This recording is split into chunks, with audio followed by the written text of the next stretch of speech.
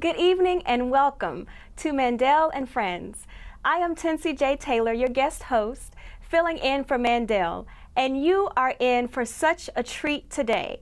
I have the beautiful, talented entrepreneur, Miss Adrian Anderson, two-time Grammy-nominated, two-time Dove Award-winning gospel group, Trin-i-tee 5-7, humanitarian, artist manager, makeup artist, entrepreneur, inspirational speaker. What don't you do? You know, Tensie, thank you so much. I appreciate that. When you list those things, I think of it being a true and accurate portrait of when you want a career and when you have different talents and gifts, it's important that you use the right gift at the right time and that you have a broader perspective of what that career is. Because there's a growth and there's an evolution. If you're paying attention, there's a growth and there's an evolution, and you should be able to advance, right? And when you're talking about a career in music, which is really overall entertainment, it's to your benefit if you can be valuable in more than one position. Right. And you also grow and you find yourself wanting to create in a range of ways, certainly through song and writing, but then you want to get involved in more production, and then you start realizing how you can leverage the things you've learned to help the community, right? And things that you grew up wanting to do. Yes. And then things start coming to you, you know, and then you realize there are other artists you can help who, if they have the right mentality, you can help them have a perspective that they're just not going to have, they come in solely focused on one thing. And for a career, a truly long-term career, you need to know more than one thing and when to do what. Absolutely. Now, speaking of career, you were a member of the group Trin-i-tee 5-7, gospel group, sold 12.5 million records at one point. Several of your albums were #1 for gospel records. Before we talk about your experiences being in that group, what led you to singing? I know I did my research on you. At 5 years old, you already started writing songs and singing. What was that experience like at such a young age to know that you wanted to write and sing? Share with us. I tell you what, at 5, you know, I remember waking up and I was like, I have to write this down. I remember being excited because I learned how to spell. Because then I could say what was inside my heart. Right. So my sister Andrea would teach us words and teach us like school when we weren't at school. They wanted to be our older sisters wanted to be our teachers. So I would get excited about learning new words because I want to write these words down. And I was like, I have songs to write. Like I would wake up like I have to write this down, and that led to just songs and poetry and just knowing that there's things inside of me I want to express, and I need to know how to express them. Right. So reading and words and learning what they were, it constantly opened doors for me and just blossomed the world to me because it was like, oh, now I know how to convey this. Yes. You know, and so it was waking up being excited, you know, and then think, okay, well, how do I get this out of me? And that was through painting and drawings, those creative mediums that just were very natural for me. I think when you're young, you're in your innocent state. Yes. So your gifts are there. True. And also from watching television, I saw like, you know, very, you know, women in groups traveling and dancing and singing, and I thought, oh, that's just wonderful. And my mom sang, so it was just things that just was natural for me and our family. My grandmother sang in the choir. Oh, wow. So all of us started singing in church at a very young age. Yeah. And I just thought it was just normal to do. Yeah. You know? So being a member of Trin-i-tee 5-7, what did you find most rewarding? I'm sure there were challenges that you and the group faced at time. What did you enjoy most about singing? Was it uplifting God's praises, doing what you love to do? What was it? It was the beauty of knowing God heard my heart. And it came at a time when I wasn't looking for it. I began as a professional makeup artist because that's still a medium of creativity. Right. And I thought I was actually done with groups for the most part, but God had one more group for me. Wow. He had Trin-i-tee 5-7. Yes. And I got to know the ladies from working for the label and doing makeup for all the artists, Kirk Franklin and every group that came along with him. So I was part of the label in that regard. And then when they asked me to join the group, that was another unforeseen blessing, and I had gifts that I could contribute. Yeah. And I thought, well, you know, I felt that I was supposed to do this. I had to, they had to wait for an answer from me because I thought, well, I'm going to build a beauty company. I'm going to do these things. And they're like, well, did God tell you yet? And so eventually I said, oh, yeah, he said I could do it. And it was just out of the blue. They asked me to sing one day, and we had already been spending time together. I just was exposing them to LA. And I know when I would leave the set, they say, oh, are you coming to pick us up later? And I realized they didn't understand that when work is over, like, we all go our separate ways. And they were like, will you come pick us up later? I was like, well, yeah, I will come get you later. You know, and that led to a rapport and a friendship. And then because I do write, and I grew up writing and performing, it was a beautiful outlet. And I can say truly touching people and contributing to light being in the world, there's no feeling like that. I really love people. I really love people rising to their higher selves. I really love encouraging people. I really love nurturing people to a place they realize there's a brighter tomorrow. And when you're in that brightness, to embrace it and be able to know from whence you came, and that nothing's here to stay, it all passes, and you can't give up, and you can celebrate, be it in dancing or in crying, just knowing how good he is. So it's something that to this day our songs are played around the world, and it's a beautiful expression of your soul to know that you're touching souls, and you do contribute to light in the world. You are a light, and Adrian is absolutely a phenomenal person. I actually met her interviewing you on the red carpet at the First Lady's High Tea, and you had such a genuine spirit about you, and we were talking and everything, and I said, wait a minute, do you have some southernness in you? And I was doing some information on your background, and come to find out your grandmother lived in Texas, because you have the yes ma'am and the no sirs, and so your mother and grandmother really played an instrumental role in helping to shape who you are. Very much so. My grandmother. What was some wisdom that they shared with you growing up? Well, I have to give my grandparents, my grandmother and grandfather, Lloyd and Jewel Logan. She's our Mama Jewel. I know it's Papa Lloyd. Just that foundation of personal dignity.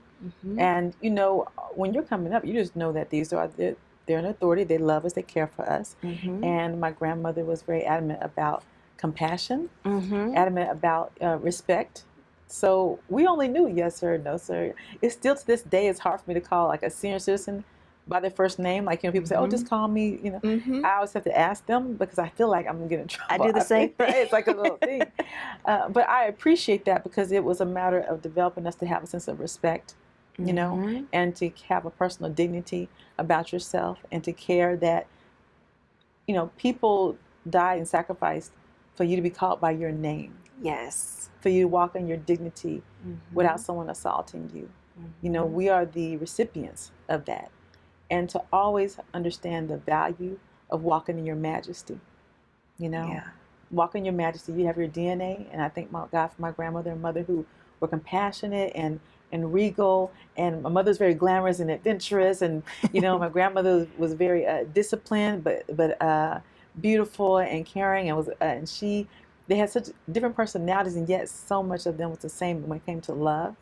And so that's what I feel I learned from them, that as you rise and as you live in this life, whatever you can do, and don't compare what you can do to someone else's. Whether it's a sandwich, whether it's a gift, donation, gas money, whatever you can do, do that with honor and with gratitude that you can do it. You know, and that you're thoughtful of someone else. And achieve the highest goals with no apologies, make no excuse or apology for your success.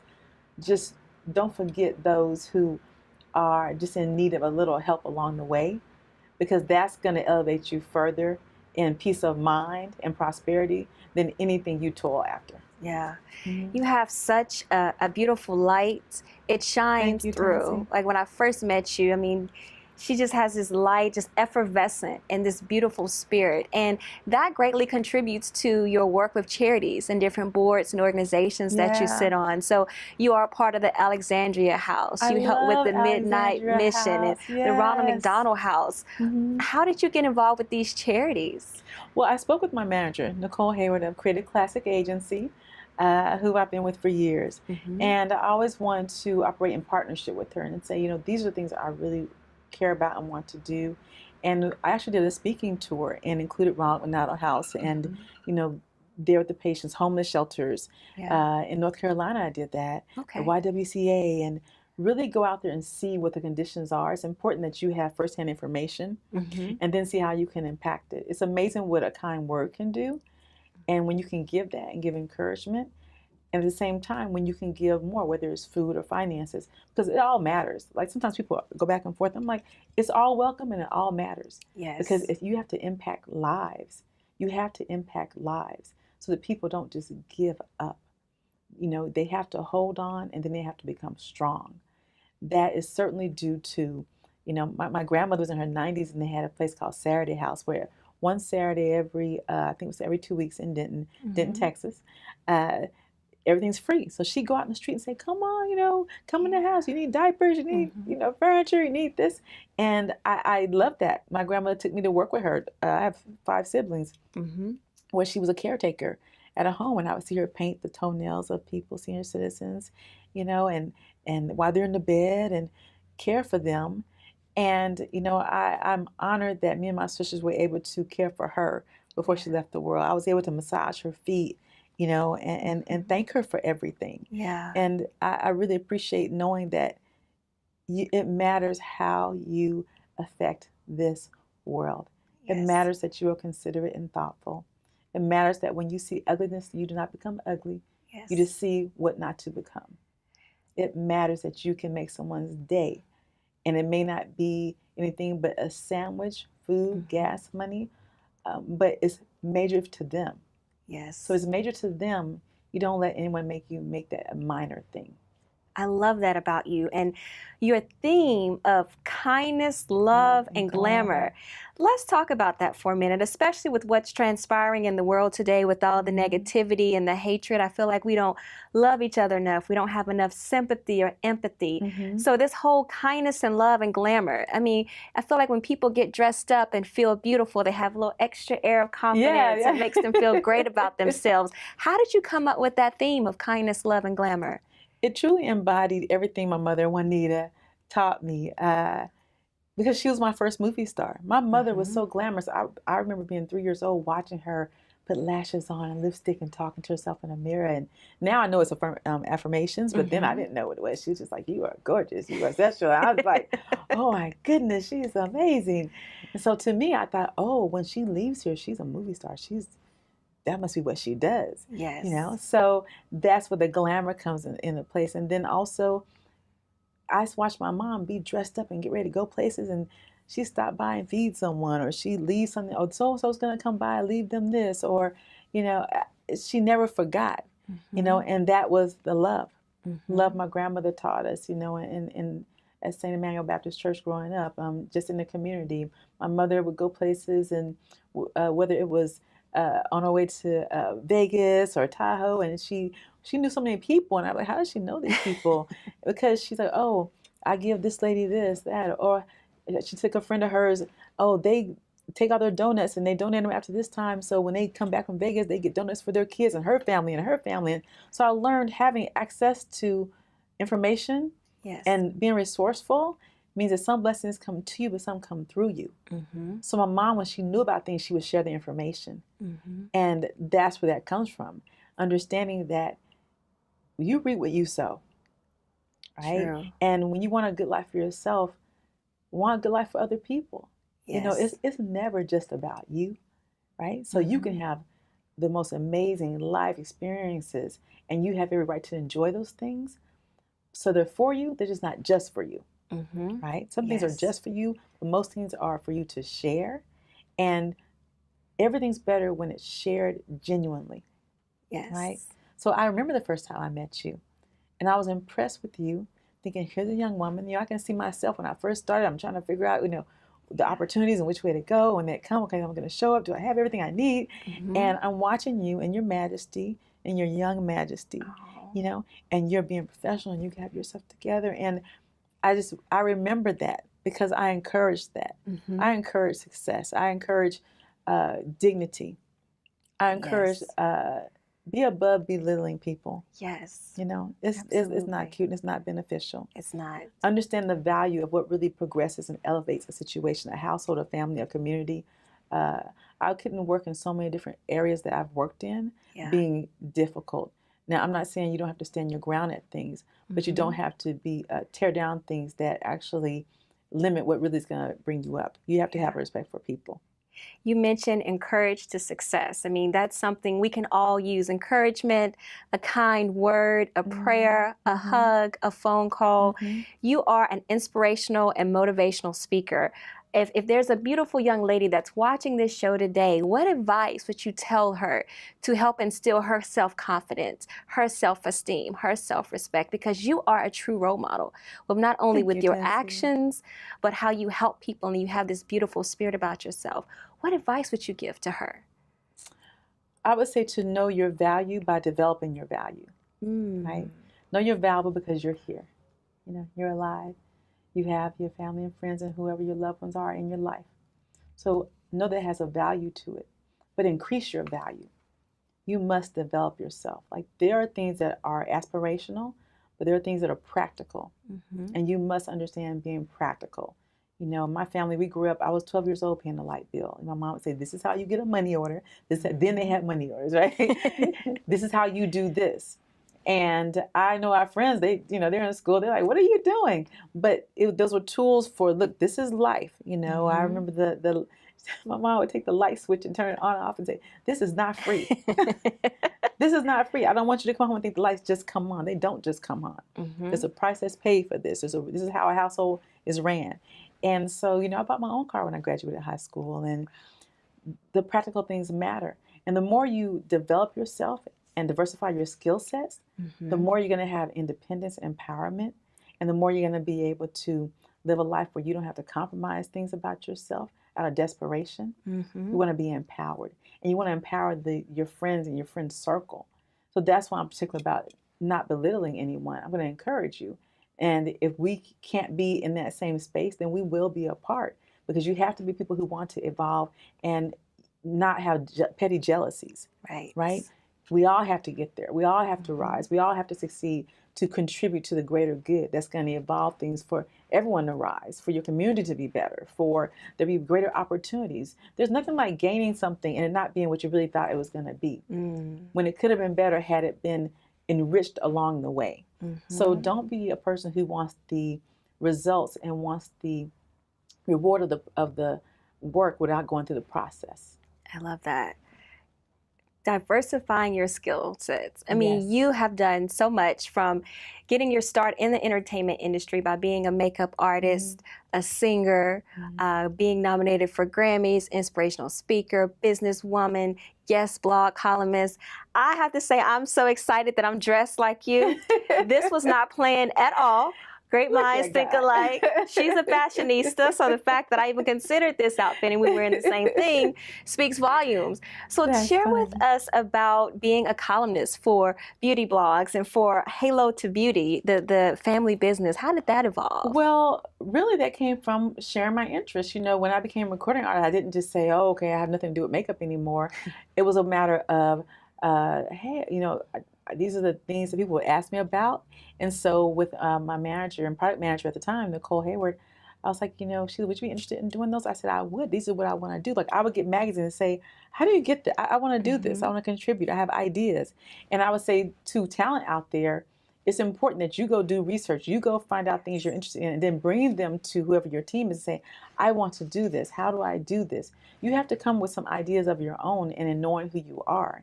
You have to understand the importance of you co-creating your career and your participation, and then your respect of everyone that's included in that. So part of your skill sets is research, right? And then any other interests you have, you speak up about those things, but then be ready to deliver on those things when the opportunities come. So I was always very open. And when I said I want to do this, fortunately I had a good team that was like, okay, we can get that for you. So speak about the things you want, then do the research of what you need to do to show that you learn, that you're a good study. You know, talent can show up, but it takes a professional that can do the true work that allows you to go in front of the camera. And it's in your best interest to learn what those skill sets are, because sometimes all you're going to have is just you or you and a friend. And you can't be there, you know, dumbfounded because, well, you only know how to do one thing. If you're sincere and you're serious about it, you'll learn. Whether that's computers or different programs, I have a thirst and a hunger for knowledge and information and how things work, the componentry of things, and how that creates production. I used to work for MTV for a number of years, and for a show that they had a few years ago.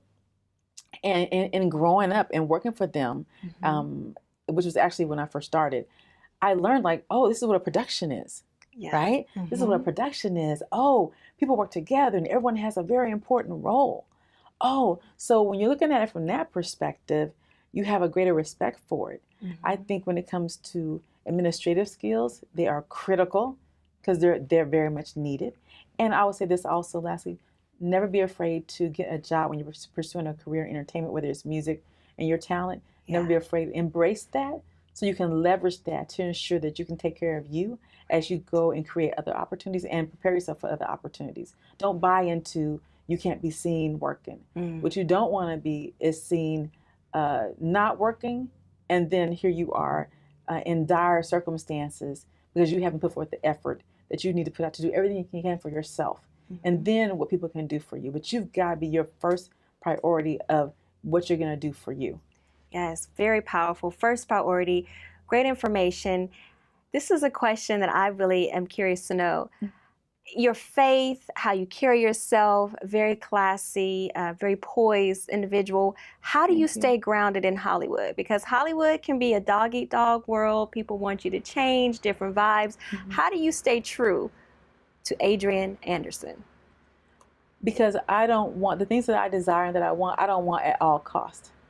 I want at the right cost of what I'm supposed to do, but I don't want it at all cost. And I've been around long enough to see the difference, wanting it at all costs as far as not having any concern of how you get it can be extremely detrimental for you and those around you and people, and you can be the stumbling block in your own career. Right. You have to be very careful about getting a little bit of victory or a little bit of success and then thinking you can be just dismissive of everyone, because that doesn't speak to your career, it speaks to your character. Very true. So, and that time will pass, and you won't always be the flavor of the month. Those things change very fast. So I want my careers, I want my opportunities and the purpose that God has for me, that He's constantly revealing. I want it at the price God has for me, but not at all costs that's aside from that. Right. So I don't feel I have to destroy or diminish anyone to achieve my goals and my purpose. And at the same time, I don't have to tolerate nonsense, right? So you have to know when to be amenable and flexible and how to collaborate. You must be a great collaborator. Yet you have to know what you're good at standing on your own for. Right. And you have to be able to say no to things when you may want to say yes, but my mother used to talk about the dangling of the golden carrot. Be very careful of what is dangled before you that's going to reel you in. So once you get used to understanding that all that glitters is not gold, that even when you accomplish it, then you're going to want to accomplish something else. But if you lose your value system and your integrity, you've lost everything. So it's okay to have your goals, go for it, dream, be willing to do the work for it, collaborate and build. But when you're willing to undermine a whole lot of people to get it, you're never going to achieve that which you're seeking. You're going to find yourself in a situation that you may or may not recover from. And I've just seen a lot of that. I've seen a lot of victory, thank you, Lord. Amen. But I've also seen a lot of defeat from people who were willing to compromise and really be hurtful for something they thought they were going to get, and never got. What is next for you? Well, I think because there's more of a whole lot of the all to do. I am now managing an artist. Her name is Zeal. I manage her with Mac Trigstad. She is a Christian artist and also pop inspirational, R&B inspirational artist. Okay. She is a delight and a pleasure. I'm currently educating her. It's not about rushing to get out. It's about truly understanding what the platform is for her and what her responsibilities are and what she wants to reflect out into the world. So it feels good to be able to oversee this, right, and nurture it and mentor it. And, talk about all hands on deck. I can a co-manager for my business partner. I do her makeup, create the, set and themes. And that's when you pull everything together to create what it is that you're building with quality. That also continue to work with Alexandria House. Okay. And helping the women there who are graduating from the homelessness to their own home with them and their children. Do more philanthropy. Keep sharing kindness, love, and glamour. And it's just amazing what's able to be done. I want to thank Nicole Hayward of Creative Classic Agency, and she can be reached at nicole@creativeclassic.com. Okay. And that's what's ahead of me. More songwriting, Okay. putting Zeal's project out, and being able to contribute to the world through charitable things. There's no doubt in my mind you're going to continue to change the world, and I just want to thank you for your time, your talent, and your treasure, for sharing your story and empowering all of our viewers today. And it was a pleasure to have you on the show, and it was an honor to be able to interview you. And Mandell, again, I thank you for the opportunity to be your guest host for today, and want to give a special thank you to our sponsor, Women of Prominence. Without you all, this show would not be possible. So bravo, kudos, thank you for this opportunity. And make sure you tune in for the next show. Mandell will be returning, but he will be interviewing actress and comedian Coco Brown. So make sure you watch, because you don't want to miss this.